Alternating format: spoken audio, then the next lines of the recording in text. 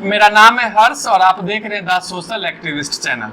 आज हमारे साथ जो खास मेहमान हैं, हमारे मित्र हैं, आप दिलीप कुमार जी हैं, स्पेशल सर्वे अमीन हैं। अभी जो बिहार सरकार के द्वारा पूरे बिहार में जो सर्वे कराया जा रहा है वो ऐसे ही लड़कों के मदद से कराया जा रहा है। तो आज हम इनसे ही जानेंगे कि ये स्पेशल सर्वे क्या है, सर्वे क्या है, फिर उसमें कौन कौन से कागजात लगते हैं और क्या क्या उसमें गलतियां होने से आप अपनी जमीन से हाथ धो बैठते हैं। ये जो बहुत सारे भ्रम आपके मन में है वो सब आज हम इनसे क्लियर करेंगे। सबसे पहले दिलीप, आपका हमारे चैनल पर बहुत स्वागत है।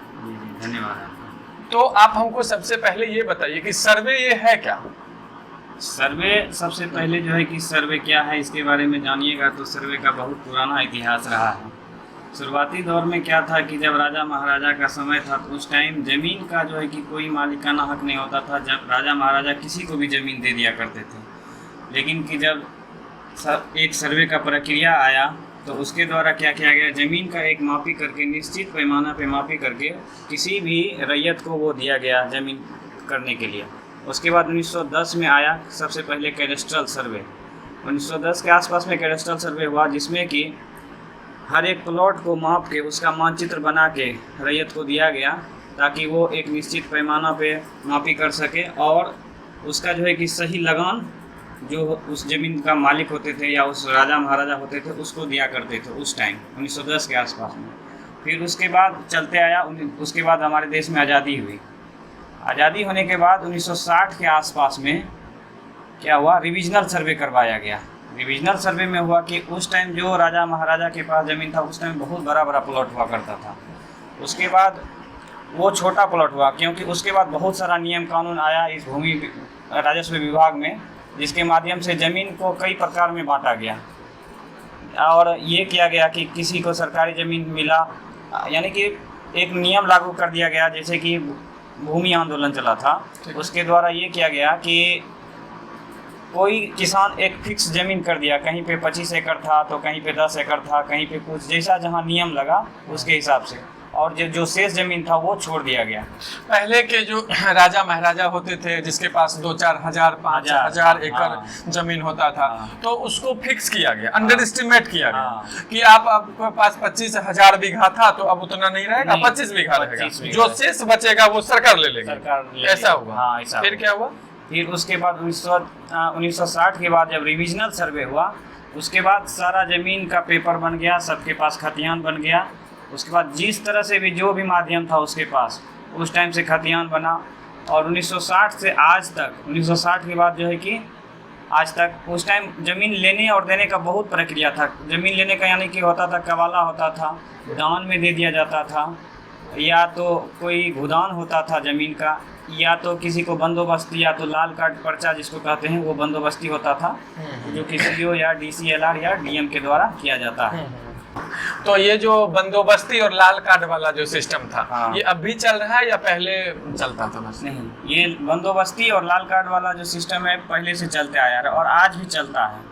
लाल कार्ड उसको दिया जाता था जिसको कि रहने के लिए कहीं ज़मीन नहीं है और जो देश का नागरिक है उसको तो रहने के लिए ज़मीन की आवश्यकता है और सरकार इसके लिए समय समय पर कानून में संशोधन करके जो है कि ये लाल कार्ड का नियम हमेशा कुछ न कुछ परिवर्तन होते रहता है। और लाल कार्ड का नियम है कि वो ट्रांसफ़र या बिकाऊ ज़मीन नहीं होगा, एक वंश से दूसरे वंश को ट्रांसफ़र होगा। अगर उसका वंश ख़त्म हो जाता है तो फिर वो ज़मीन सरकार की हो जाती है, वो किसी के नाम से या फिर से बंदोबस्त नहीं हो सकता। ये अभी जो चल रहा है सर्वे और एक विशेष सर्वे मुझे सुनने में आया है, तो ये सर्वे और विशेष सर्वे अलग है या फिर एक ही है? ये दोनों अभी तो विशेष सर्वे चल रहा है। विशेष सर्वे ये क्या है? सर्वे में हुआ था कि आदमी जो है कि इंसान के द्वारा या इंजीनियर के द्वारा उस टाइम जो अमीन हुआ करते थे उसके द्वारा एक नक्शा तैयार किया गया था। लेकिन कि अभी क्या है, स्पेशल सर्वे इसलिए इसका नाम रखा गया है क्योंकि इसमें आधुनिक तकनीकी का प्रयोग किया गया है। जैसे कि 2019 के या 20 के आसपास ही हमारे ज़मीन का जो है कि अभी तक में नक्शा बन के तैयार है, ठीक है, वो एरियल सर्वे के द्वारा हुआ है। एरियल सर्वे होता है कि हमारे ज़मीन के ऊपर से कोई हाई फ्रीक्वेंसी का कैमरा गुजरा होगा, ठीक है, वो फोटो कैप्चर करके रखा गया है। ये हुआ है? हाँ, ये हो चुका है। ये कैमरा गया हमारे ज़मीन से निकल चुका है। अच्छा, तो वो फोटो रखा हुआ है, वो एजेंसी के पास रखा हुआ है भारत सरकार की एक एजेंसी है जो कि इस सर्वे में उसका हिस्सा है, भाग वो भी लिए हुए हैं। वो भारत सरकार की कंपनी है, बिहार सरकार उसको हायर की हुई है, उसके पास सारा नक्शा तैयार किया गया है, वो नक्शा है। अब क्या काम है, स्पेशल सर्वे इसलिए इसमें तकनीकी का प्रयोग हुआ है, उसके बाद उसका फ़ोटो लेके रखा गया है। अभी जो हम लोग अब सर्वे करेंगे वही नक्शा हमको मिलेगा, और उसमें कैमरा वाला, हाँ कैमरा वाला नक्शा मिलेगा। हमें नक्शा अब पेन से बनाना नहीं है, नहीं, उसमें सिर्फ सुधार करना है, और वो सुधार करके फिर हम लोग एजेंसी को ही दे देंगे। एजेंसी वो सुधार करके फिर वो सरकार को सौंपेगी, सरकार उसको अपना कार्यालय से जो उसका वरीय पदाधिकारी है उसका साइन मोहर लगेगा और उसके बाद जारी हो जाएगा।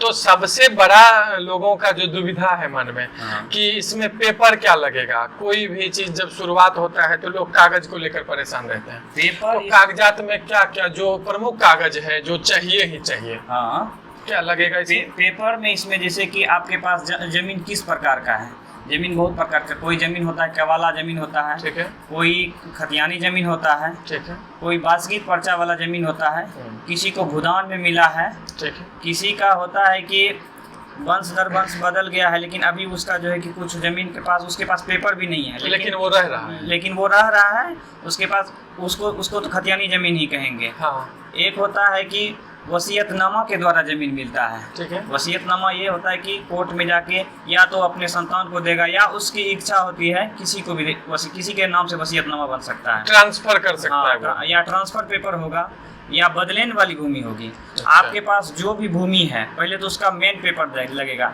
या तो कबाला दीजिए, खतियान दीजिए, या बदलेन वाला पेपर है तो वो दीजिए, लाल कार्ड है। पुष्ट दर पुष्ट जो जमीन आता है उसको खतियान वाला जमीन कहते हैं। केवाला मतलब आपसे हम खरीदे तो केवाला वाला खरीदा हुआ जमीन को केवाला वाला कहा जाता है। ठीक है। तो जो भी आप जिस अधिकार से जमीन पे रह रहे हैं वर्तमान स्थिति में, पहले तो वो अधिकार भी लेख चाहिए, उसके बाद उसका वर्तमान रसीद चाहिए।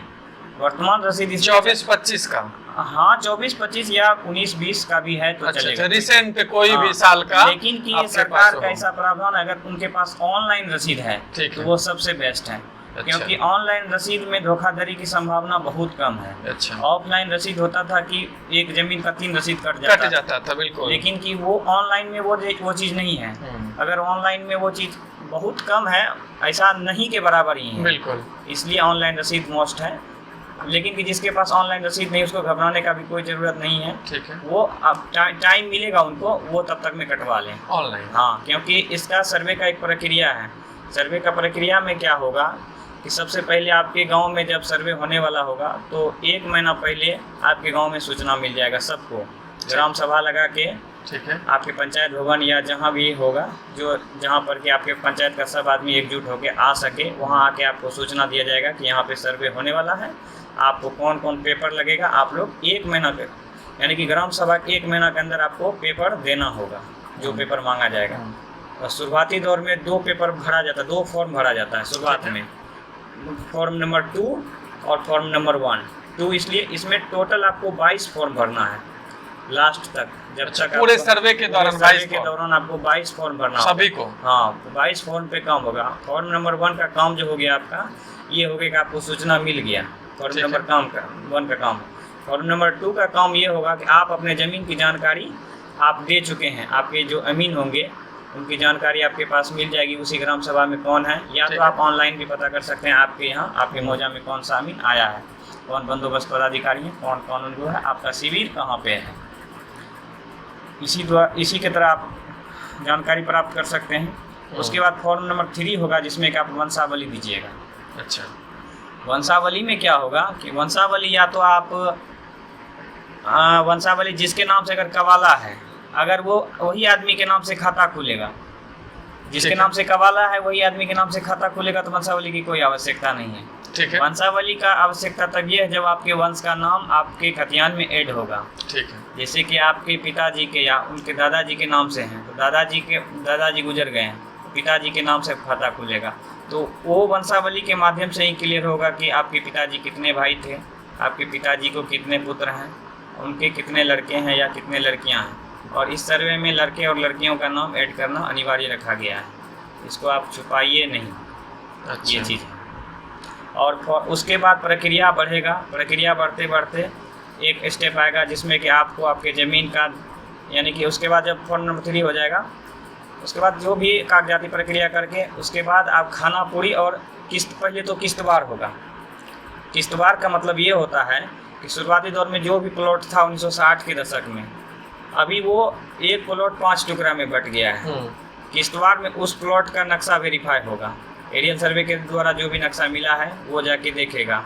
जैसे कि अभी कुछ किसी का ज़मीन में विवादित है, कोई 1 बीघा का ज़मीन है, उसमें चार भाग लगेगा। हाँ। 4 भाई हैं, तो कोई 6 कट्ठा जोत रहा है, कोई 4 कट्ठा जोत रहा है, कोई 5 कट्ठा जोत रहा है, उस हिसाब से। तो वहाँ तो आपको अब सर्वे आ गया, तो उसमें तो आपको बराबर नक्शा चाहिए। और एरियल सर्वे के द्वारा जो लिया गया है, जो आप जोत रहे हैं वही नक्शा बना हुआ है। तो वो आपका किस्तवार के टाइम में आपके ज़मीन पे अमीन आएंगे, वो आपको नक्शा के साथ साथ आपका एक्चुअल ज़मीन भी बांट देंगे। तो हमारा जमीन जैसे कोई प्लॉट हमारा 1 बीघे का है। हाँ। अभी हम चारों बगल से दबा देने के चलते हम 16 कट्ठा जोत पा रहे हैं। हाँ। तो हमारा 1 बीघा का जो 4 कट्ठा कम हो रहा है, हाँ। तो इस सर्वे के बाद वो 4 कट्ठा भी हमको मिलने वाला है क्या? हाँ, ऐसा तो हो जाएगा। देखिए, अगर आपका घट रहा है, हाँ। आपके बगल में बढ़ रहा है, हाँ। तो इस स्थिति में आपको जमीन मिल जाएगा, एक्चुअल जमीन मिलेगा। ठीक है। लेकिन कि अगर आपके बगल में भी नहीं बढ़ रहा है, हाँ, आप मेरा कह घट रहे रहा हैं है। कि घट रहा है, हाँ। घट इस स्थिति में रहा है कि पेपर में आपका लिखा गया है, मान लीजिए कि 10 डिसमिल, 10 डिसमिल, एक्चुअल में आप 8 डिसमिल पे जोत कर रहे हैं। हाँ, हाँ। लेकिन कि 2 डिसमिल कहाँ गया? जमीन तो घटता बढ़ता नहीं है। नहीं। अगर आपका 2 डिसमिल घट रहा है, या तो आपके पड़ोसी में गया है। हाँ। अगर पड़ोसी का भी नहीं बढ़ रहा है, तो आपका तो जो जमीन है वही है, आप वर्षों से वही जमीन करते आ रहे हैं। तो इसलिए आपको 8 डिसमिल का ही नक्शा मिलेगा। उसके बाद खतियान में सुधार हो जाएगा, आपको 8 डिसमिल ही मिलेगा, 10 डिसमिल नहीं मिलेगा। जो आपके अंडर में है वही। इसलिए सरकार जब उद्घोषणा करने आती है, उसमें पहला लाइन में ही लिखा गया है कि आप अपने आड़-मेड़ को सही कर लें। आड़-मेड़ सही करने से तात्पर्य है जो आड़ टूटा हुआ है वो आप सही कर लें, और आपका कब्जा अगर सही तक है जहाँ दूसरे में है, तो उसको आप अमीन रख के, प्राइवेट अमीन या सरकारी अमीन अंचल के में आप इन्फॉर्म कीजिए, आपको वहाँ से सरकारी अमीन मिल जाएगा। आप उनको रख के तब तक 1 महीना के अंदर आप उस चीज़ को क्लियर करवा सकते हैं। अगर आपको उसके बाद भी लगे, तो आपका जब LPC यानी कि किस्तवार, उसके बाद होगा खानापुरी। ठीक है। खानापुरी में ये होगा कि जैसे 5 टुकड़ा में ज़मीन बटा, वो तो खेसरा चेंज हो जाएगा, खाता भी चेंज हो जाएगा, नया खेसरा मिलेगा। हर एक प्लॉट का जितना टुकड़ा हो, हर एक प्लॉट का खानापुरी के टाइम में हर एक प्लॉट का खेसरा दिया जाएगा, नया खेसरा। अच्छा। उसके बाद गांव में आके LPC वितरण होगा। LPC का मतलब होता है कि आपके गांव में आके वो आपके ज़मीन का एक प्लॉट का, आप रैयत हैं, आपका खेसरा नंबर मान लीजिए 20 है। ठीक है। खेसरा नंबर 20 प्लॉट का आपको नक्शा सहित, चौहदी सहित आपको डिटेल, आपके ज़मीन का कितना रकबा है, कितना डिसमिल है आपका, किसके नाम से खाता खुलने वाला है, ये चीज़ आपको आके वितरित होगा आपके अमीन, या आप ऑफिस में, सर्वे कार्यालय में आप आके भी ले सकते हैं। वैसे आपके अमीन आके आपको देंगे। अगर आपको उसमें लगता है कि आपका पेपर में कोई तरह का दिक्कत है, हाँ, तो आप दावा आपत्ति कर सकते हैं। दावा आपत्ति करने के बाद आपको एक डेट दिया जाएगा कि इस डेट को आपके ज़मीन का वेरीफाइंग होगा, या तो आप अगर कागजाती लफड़ा है तो आपको ऑफिस बुलाया भी जा सकता है, या आपके यहाँ भी कानूनगो या ASO जो भी पदाधिकारी हैं, बड़े पदाधिकारी आएंगे, और उस विवाद का निपटारा करने के बाद ही आपका जो स्पष्ट आएगा। अगर वहाँ से नहीं होगा तो उससे ऊपरी अदालत में जाएगी आपकी कोर्स। इस स्थिति में अगर हाई कोर्ट या सिविल कोर्ट तक जाता है केस, तो आपका केस नंबर दर्ज होगा फिलहाल, और फाइनल डिसीजन आने के बाद ही आपके ज़मीन का नक्शा बनेगा। नक्शा बन जाए। हाँ। तो उसके बाद है क्या कि जैसे आप सबसे मुख्य कागज के तौर पे बताए कि उसका रसीद होना चाहिए। हाँ, रसीद होना चाहिए। और अगर वो इलेक्ट्रॉनिक वाला रसीद है तो वो ऑनलाइन बेस्ट वाला है। तो वो क्योंकि बेस्ट अभी आप जो भी पेपर देंगे वो सदा के लिए आपका सिस्टम में अपलोड हो जाएगा, और वो आप कभी भी कहीं भी देख सकते हैं। इसीलिए इसका विशेष सर्वेक्षण रखने का नाम है कि आपको ऑनलाइन सब चीज़ मिलेगा। ऑफलाइन आपको, अगर आपका भविष्य में खतियान जल गया, जो पेपर आपको मिलेगा, आपका पेपर जल गया, आपको आपका ज़मीन का एक डिटेल रहेगा, तो आप अपना ज़मीन का ऑनलाइन कोई भी सारा डिटेल निकाल सकते हैं, उसमें कोई दिक्कत नहीं है। तो जैसे कि बहुत सारा ज़मीन ऐसा है जैसे कि हमारे दादा के नाम से, हाँ, और दादा भी नहीं रहे, पापा भी नहीं रहे, अब हम रहे, हाँ, तो अब उस जमीन का हमारे नाम से तो कटेगा नहीं रसीद। नहीं। तो उस स्थिति में हम क्या करेंगे? अब नहीं, हमारे तो दादा भी मान लेते हैं 3 भाई, ऐसा वाला आपके जो नाम system से है। रसीद अभी नहीं कटेगा। आपके नाम से जब तक खाता खुलेगा तभी रसीद कटेगा। तो आपके बाबा के नाम से ज़मीन है तो वो चलते आ रहा है, आपको उसी के नाम से फिलहाल रसीद कटवा के दे देना है, और वंशावली फॉर्म नंबर 3 जो है वो भर के आपको देना है और आपके नाम से खाता खुल जाएगा। ये जो वंशावली है, हाँ। इसका जो अथॉरिटी है, पहले हाँ। सरपंच हुआ करते थे, शायद अभी भी है, हाँ। तो इस यहाँ पर जो वंशावली बनेगा, हाँ। तो इसके अथॉरिटी कौन होंगे, ऑथराइज कौन करेंगे? इसमें अथॉरिटी दिया गया है, पंचायत सचिव से आप साइन मोहर करवाइए, मुखिया जी से करवा सकते हैं, आप वंशावली सरपंच, मुखिया भी बना सकता है। हाँ भी। सरपंच से करवा सकते हैं, आप सेविका से भी करवा सकते हैं। और उस वंशावली को ऐसे नहीं है कि वो वेरीफाई हो जाएगा, वो ग्राम सभा में सबको पढ़ के सुनाया जाएगा वो वंशावली। हाँ। फिर से ग्राम सभा लगेगा आपके गांव में, उस ग्राम सभा में आपके जानकार के सारे आदमी बैठेंगे, उसमें आपका वंशावली पढ़ के सुनाया जाएगा, और जब पढ़ के सुनाया जाएगा तो उसमें जो होगा, अगर गलत पाया जाएगा तो देखा जाएगा। और सबसे बड़ा बात है कि आपका जो ऑनलाइन चढ़ेगा, ऑनलाइन जो सबसे बड़ी बात है आपका चढ़ेगा, तो उसमें तो आपका कोई भी डिटेल अगर आप वंशावली में गलती करते हैं वो आपका चढ़ जाएगा, उसमें तो भविष्य में आपका कोई भी देख सकता है आप क्या चढ़ाएं हैं नहीं चढ़ाएं। तो इसलिए आप, और सबसे पहले अगर वंशावली गलत देते हैं, अमीन को गलत जानकारी देते हैं, तो 420 के केस में तो आप सबसे पहले अंदर जाइएगा। वो 3 बातें हैं जो लोगों के भ्रम में रहता है, विशेषकर गांव में, हाँ कि सर्वे आ रहा है, हाँ बड़े लोग हैं, हाँ। हमारा जमीन का सर्वे करा लेंगे, नहीं हम ऐसा आपका कुछ जमीन ले लेंगे। तो ये क्या है, कोई किसी का जमीन सर्वे करा सकता है? नहीं, कोई किसी का जमीन सर्वे नहीं करा सकता, जिसका जमीन है वही सर्वे उसी का होगा। अब बहुत लोग इस हिसाब से भी किसी जमीन पर कैप्चर किए हैं कि जब सर्वे आएगा हाँ। तो करा लेंगे। गरीब नहीं। लोग भी यही सोच रहे हैं, छोड़ भी नहीं रहा है, अब सर्वे आ गया अब तो और नहीं छूटेगा। देखिए, तो उस गरीब का अगर क्या इस होगा? स्थिति में यही होगा, इसमें है कि नियम है ऐसा कि जमीन अगर किसी के कब्जे में है, पेपर किसी और के नाम से है, ठीक है, खाता तो किसी और, जिसके नाम से पेपर उसी के नाम से खुलेगा, हाँ। लेकिन कि उस स्थिति में कब्जा धारक का भी नाम जुड़ेगा उसमें, इस सर्वे में ये है। क्योंकि अगर वो जमीन मान लीजिए 50 साल से रह रहा है उस जमीन पे, हाँ। तो उसके पास कोई तो अधिकार है जिस वजह से वो रह रहा है, हाँ। नहीं तो जमीन मालिक क्यों नहीं उसको खाली करवा रही तो है। वो अपना आधिकारिक पुष्टि कैसे करेंगे? वो आधिकारिक पुष्टि इस आधार पे जमीन आएगा, जब किश्तवाड़ी के टाइम में अमीन आएंगे तो वो देखेंगे ना कि जमीन पे कौन रह रहे हैं। अच्छा, तो वो जो हाँ। फिजिकली जो लोग आएंगे चेकअप के लिए, चेकअप के लिए, अधिकारी, हाँ। तो वही उनका गवाह, वही उनका हो जाएगा। सब हाँ, कुछ। वो जो जमीन पे अभी वर्तमान स्थिति में है उसका नाम दर्ज हो जाएगा। एक कैफियत कॉलम करके है ठीक है, सर्वे में, उसमें नाम उसका दर्ज हो जाएगा। लेकिन कोई किसी का सर्वे नहीं करा सकता इसके वजह से? कोई किसी का सर्वे नहीं करवा सकता। और सबसे बड़ा है कि कुछ लोग कह रहे हैं कि हम घर में नहीं हैं, बाहर में हैं, हमारे गांव में सर्वे आ गया है, हम क्या करें, उनको आना पड़ेगा। तो उनके परिवार का कोई सदस्य है जो ऑफलाइन में भर के फॉर्म दे सकते हैं और ये साबित करेंगे कि हम उसका परिवार का हैं, हम दे रहे हैं, तो उनका पेपर वैलिड हो जाएगा। दूसरा ये है कि सबसे बड़ा है कि इसमें ऑनलाइन सारी प्रक्रिया है, आप ऑनलाइन फॉर्म कहीं से भी भर सकते हैं, कोई दिक्कत नहीं। उसमें आपका जो अमीन है वो सत्यापित करके आगे की प्रक्रिया करेंगे।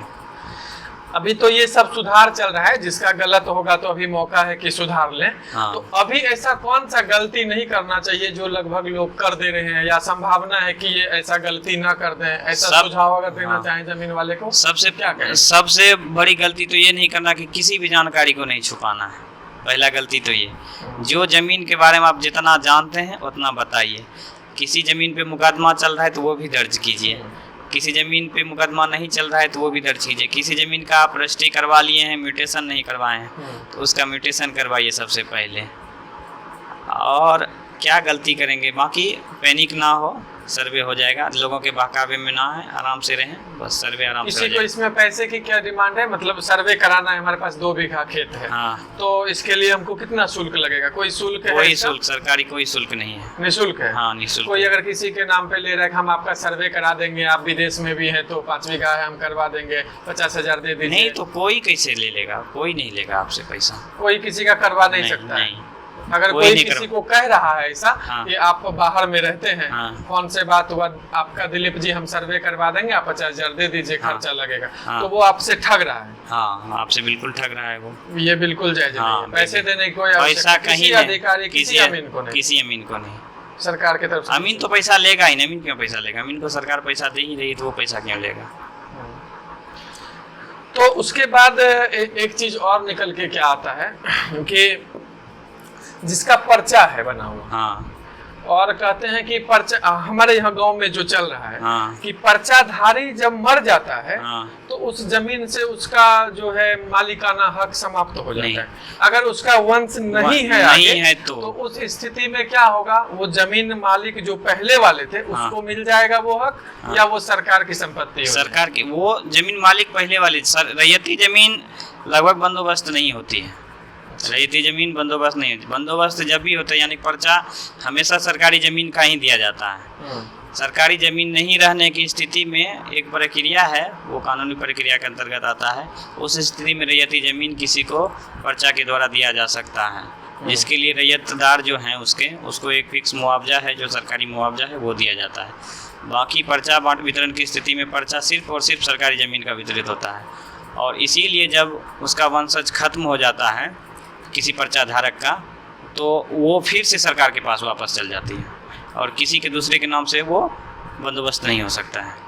कई लोग क्या करते हैं, बहकावे में आके पर्चे का जमीन बेच भी लेते हैं। आप सुने होंगे बहुत हाँ। सारा केस हमारे गांव में होता है। वही सारा केस इस सर्वे में खत्म हो जाएगा। जिस जमीन का बेच तो लिए हैं लेकिन उसका म्यूटेशन नहीं हो पाया होगा, उसका केवाला भी नहीं हो पाया। बिल्कुल नहीं। तो वही सब उसमें विवाद चल रहा है कि हम आपको पैसा दिए हैं तो आप जमीन खाली कीजिए, और खाली भी करके वो रह भी रहे हैं, जो जमीन लिए हुए हैं वो रह भी रहे हैं कहीं कहीं, लेकिन उन सब का जो है कि कुछ नहीं होने वाला, उसको जमीन वो नहीं मिलने वाला है, या तो सरकार को या तो पर्चा धारक को। हाँ, जिसका जमीन था उसको उससे कोई मतलब नहीं। तो ये सर्वे जो है कितने दिन में पूरे बिहार में हो जाएगा? अभी तो सरकार का लक्ष्य है 1 साल में पूरा करने का। हाँ। तो अभी ये जिला भर होगा, एक जिले का होने के बाद दूसरा जिला या एक साथ हो जाएगा? ये एक साथ पूरे बिहार में 2019 में ये लगभग 4500 मौजा में राजस्व ग्राम में शुरू हुआ था। अच्छा। लेकिन कि अब की बार जो सर्वे शुरुआत हुआ है ये पूरे बिहार में हो गया, ये कहीं कोई अंचल नहीं छूटा हुआ है जहाँ की सर्वे स्टार्ट एक बार में पूरे बिहार में हो जाएगा। पूरा बिहार में शुरू हो चुका है अभी वर्तमान स्थिति में, और सारी जगह काम स्टार्ट हो चुके हैं। बहुत जगह उद्घोषणा का पूरा तरह से काम हो चुका है, यही सब प्रक्रिया है। जिनका जमीन ऑनलाइन रसीद जो बताया आप ऑनलाइन कटाने की बात, तो ऑनलाइन जमीन उसी का कटता है रसीद जिसका ऑनलाइन जमीन चढ़ा हुआ रहता है। तो सबसे पहले ऑनलाइन चढ़ाना पड़ेगा। ऑनलाइन चढ़ाने के लिए मान लीजिए हमारा 3 पुश्त पहले का जमीन है, तो उसको वंशावली के आधार पर हम ऑनलाइन चढ़ा सकते हैं। उसमें ऑनलाइन आपको चढ़ाने वंशावली का नहीं लगेगा, कुछ नहीं लगेगा। ऑनलाइन में जिस नाम से है उस नाम से सेम टू सेम आपका चढ़ जाएगा। अगर आप 3 पुश्त से नहीं कटवा रहे हैं रसीद तो आपको ज़्यादा सा बजट में जाना पड़ेगा, ज़्यादा पैसा लगेगा। लेकिन कि आप रसीद कटवा लीजिए, और अगर 3 पुश्त से नहीं कटवाएं तो उसका तो सर्वे भी जल्दी नहीं होगा जब तक उसका रसीद क्लियर नहीं होगा, तो उसका सर्वे रुक जाएगा। हाँ, उसका सर्वे रुक जाएगा। उस स्थिति में क्या होगा? उस स्थिति में आपको सबसे पहले रसीद कटवाना होगा। तो सबसे पहले वंशावली बनाकर बंटवारा करना होगा? नहीं, सबसे पहले आप रसीद कटवाइए, उसके बाद वंशावली बना के जब सर्वे डिपार्टमेंट के आदमी आएंगे उसको वंशावली के दे दीजिए। अगर आप बंटवारा सहमति से यानी कि सारे लोग सहमत हैं बंटवारा के लिए, पंचनामा बनवा के एक पेपर पे साइन करके अमीन को दे दीजिए, वो खुद बंटवारा हो जाएगा आपका। अगर आप सब आदमी सहमत हैं कि हम कोर्ट से बंटवारा करवाएंगे, एक वैलिड बंटवारा जो कि भविष्य में, वो भी आप करवा सकते हैं। और बेटियों को लेकर जो इसमें लोगों का रहता है कि हम 4 बहनें हैं, 2 भाई हैं, तो बहनों को काट दिया जाता है, तो उस स्थिति में क्या होगा? आप ये चीज थोड़े है कि हम काट देंगे तो बहन का हिस्सा खत्म हो जाएगा। ये सुप्रीम कोर्ट का मामला है, ये लोअर अदालत का नहीं है, क्योंकि ये सुप्रीम कोर्ट दे दिया है कि बेटा को जितना हक पिता के संपत्ति में होगा बेटी का भी उतने हक संपत्ति में होगा। किस स्थिति में वो बेटी का हक छूट कर बेटे के हक में आ जाए? नहीं, किसी भी स्थिति में जब तक उसकी इच्छा है आप तब तक उसकी संपत्ति का यूज कर सकते हैं। जिस दिन उसका इच्छा खत्म हो जाएगा कि हम अपना संपत्ति लेना चाहते हैं, उस दिन वो अपना अपील दायर करके वो अपना जमीन या जो भी संपत्ति है आपका जमीन ही का है, आपका सारा अगर पिताजी का जो संपत्ति है उसमें 50% है बेटी का अपना जो भी परसेंटेज। हाँ, जितना भाई बहन है सबके बीच में बराबर का बंटवारा है। सुप्रीम कोर्ट का तो यही है फैसला, और उसी का फैसला का जो है कि अभी मेन जो है कि संपत्ति लोग का जमीन होता है। जमीन और संपत्ति का अधिकार कानूनी अधिकार है, ये मौलिक अधिकार में नहीं आता है, ये कानूनी का अधिकार है। तो कानूनी प्रक्रिया में जाके ही उसको कुछ करना पड़ेगा। उसको अगर लेना होगा सहमति से अगर दे देता है तो ठीक है, नहीं तो फिर अदालत जाएंगे, अदालत से तो उसको मिल जाएगा ज़मीन, और वो कभी भी ले सकती है, कहीं भी ले सकती है, उसमें कोई उसको रोक टोक नहीं है। ये अमीन ये जो सर्वे हो रहा है, ये सर्वे होने के बाद गांव का जो छोटा छोटा केस होता है, अब भी आप जब किसी भी अदालत में जाएंगे तो सबसे ज्यादा जमीन लफड़ा का ही केस होता है, थाने से लेकर अदालत तक। बातें जब 4 आती है तो 3 उसमें जमीन का लफड़ा होता है। हाँ। तो ये सारा लफड़ा खत्म होने वाला है क्या इस सर्वे के बाद? ये तो डिपेंड करता है कि कैसा लफड़ा है। लफड़ा बहुत तरह का है। अगर जमीन से सर्वे वाला यानी बंटवारा केस है तो वो तो खत्म ही हो जाएगा, लेकिन कि हाँ ये है कि सर्वे के बाद बहुत हद तक जो है कि सारा मामला निपट जाएगा। ये जमीन से जुड़ा जितना विवाद है वो सारा क्योंकि अभी बहुत सारे, सबसे पहला है कि कागजात ही नहीं मिल रहा है लोग को। जो हकीकत है, एक फरीक के पास है, एक परिवार के पास है तो दूसरा नहीं देना चाह रहा है, दूसरे के पास है तो तीसरा का नहीं देना चाह रहा है। उसको ऐसा लगता है कि हम दे देंगे तो वो अपना ज़मीन का फ़ायदा वो अलग तरीके से उठाएंगे, लेकिन कि ऑनलाइन और इसी के कारण विवाद उत्पन्न हो जाता है कि हमको नहीं दे रहा है, हमको अपना पेपर है नहीं दे रहा है, इस कारण भी बहुत विवाद। और सबसे बड़ा बात है कि एक परिवार को अगर पूरा ज़मीन का जानकारी है तो अगर उसका और ज़्यादा परिवार है उसको कुछ नहीं जानकारी है। बिल्कुल। उसको जमीन पे है लेकिन उसके जमीन नहीं, कागजात के उसका खाता नंबर कितना है, खसरा नंबर कितना है, किसके नाम से है, ये कुछ नहीं पता है। और इस कारण होता है कि कभी न कभी बरगला के या पैसा दे के बहुत सारे के जमीन का इधर उधर ट्रांसफर हुआ है। लेकिन कि सर्वे के बाद तो कोई भी आदमी मूर्ख है तो जाएगा कहीं न कहीं किसी ऑनलाइन दुकान पे जाएगा, बोलेगा फलना जगह मेरा ज़मीन है, आप हमारे ज़मीन का डिटेल चेक कर दीजिए, किसके नाम से है, क्या है, नहीं है। ऑनलाइन के बाद तो सारा चीज़ क्लियर हो जाएगा। इस कारण से एक उम्मीद है कि सारा का सारा मामला जो भी है ये खत्म हो जाएगा, भूमि से जुड़ा हुआ विवाद जो भी है। बहुत अच्छा जानकारी दी है आप, जानकारी अच्छा लगा। और अगर कुछ ऐसा रह गया हो जो आप बताना चाहते हैं और हम नहीं पूछ पाए, क्योंकि आप ग्राम सभा में कई जगह आपको देखे हैं कि लोगों को समझाते हो, तो कुछ चीजें ऐसा हो जो छूट गया हो, अगर आप रखना चाहते हैं तो दर्शक में आप वो चीज बता दीजिए।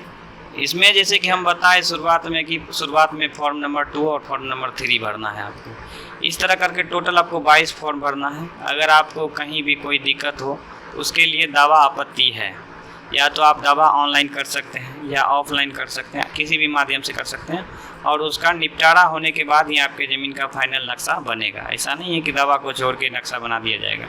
कहीं मामला होता है कि हमारा ज़मीन का मामला कोर्ट में चल रहा है, उसका सर्वे कैसे होगा? उसका सर्वे कुछ नहीं, उसके लिए भी अलग से एक फॉर्म है, उसको भर दीजिए। फिलहाल वो ज़मीन का सर्वे जिस आधार पे अभी वर्तमान स्थिति में ज़मीन आपका है, वो सर्वे के कुछ दिन के बाद भी वही स्थिति में रहेगा। बाकी कोर्ट का निर्णय आने के बाद उस ज़मीन पे जो फैसला आएगा उसके आधार पर सर्वे किया जाएगा। होगा। ये चीज़ है। उसके बाद ज़मीन का नक्शा जो भी है अपना आड़मेर सही कर लें जो भी है। उसके बाद जो भी विवादित ज़मीन है उसकी जानकारी ना छुपाएं, उसकी जानकारी दें। केस नंबर अगर वैलिड केस नंबर हो तो बहुत अच्छी बात है, क्योंकि उसमें सर्वे में जो डिपार्टमेंट आएगा उसका केस नंबर दर्ज होगा। और उसके बाद जो भी है तो आने वाले समय में धीरे धीरे प्रक्रिया बढ़ती जाएगी। उसके बाद सर्वे कंप्लीट हो जाएगा। सर्वे कंप्लीट, हाँ ठीक है। बहुत बहुत धन्यवाद आपका।